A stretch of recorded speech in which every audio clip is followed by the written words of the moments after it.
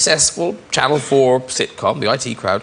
How do you go from that to being in the #1 film on the planet? I just went and auditioned for it, to be honest. And luckily, the director of the show, or the director of the film, was a fan of the IT Crowd. Because he's a big kind of British comedy nut. So I just went and auditioned, and I did like an hour-long improv with Kristen, who is, you know, fantastic and kind of great to improv with. And it's probably one of my stronger areas rather than scripted stuff. So I kind of, it went really well, and then it just kind of happened. Because back in the start of your career, when you were going for parts, it wasn't so easy, was it? No. No, and like, I'm a big dude now. But back then, I was like 3 stone heavier. It wasn't, you know, I wasn't a very natural casting for anything. And I'd come out of drama school, and the problem with coming out at the same time, you know, everybody comes out of drama school around the same time. So London is suddenly kind of scattered with these thousands of actors that are coming out of drama school. And the whole thing is, I asked a guy who had just come out and started doing a little bit on bits and pieces and asked him for some advice. And he says, well, what you need to do is you're going to go on loads of general meetings and with casting directors and producers and all these just to say hi. So just make sure that they remember you, because they're going to remember there's loads of people. So I went away from that and I thought, okay, got it. So I decided from there on in, I was going to go into every meeting with a casting director or producer it was, and pretend that I had just been bitten by a dog. So I would go in, I would literally be at the door, and I would kind of just be, oh fuck. I was like, oh hey, I'm Chris.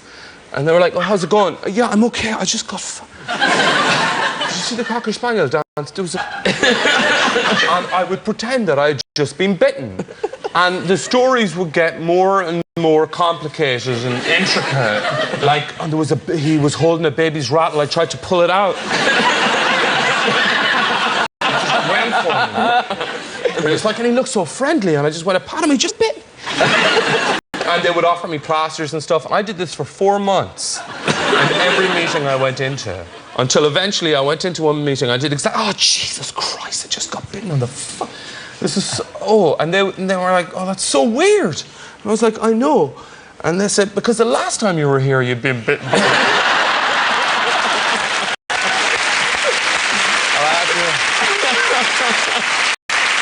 don't know if I thought that they were kind of, the meeting was going to end and everybody in the room was going to go, I really like that guy that was bitten by a dog.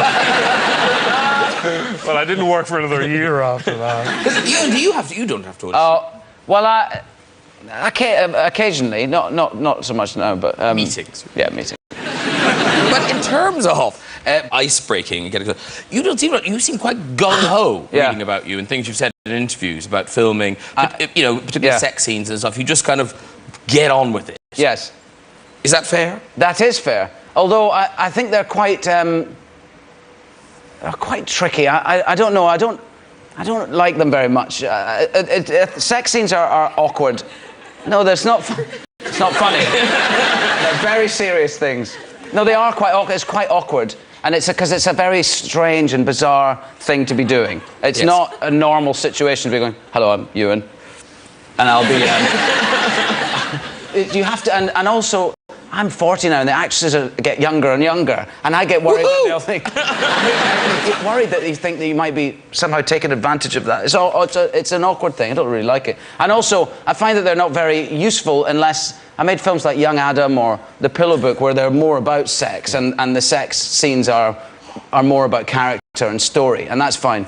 That's good. But just gratuitous kind of Hollywood-type, glistening, sweaty sex scenes are just a bit embarrassing to watch and to do.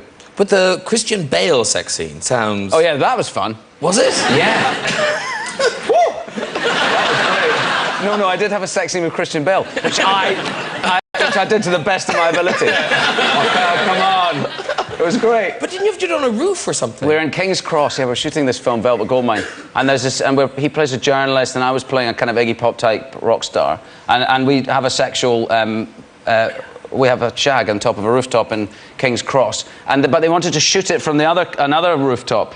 So it's kind of a wide shot. We did some close-up stuff, but this was a wide shot.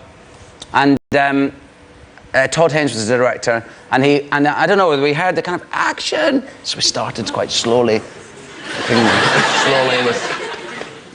with Batman like that, right? And the film crew were on the other side, and then it went on and on, and really going, it was really going now. That's it. Reach around, and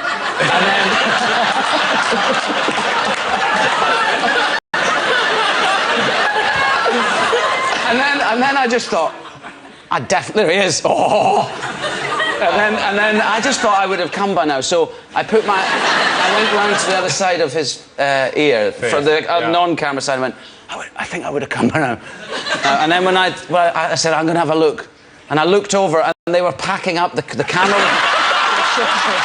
had the track under their arm.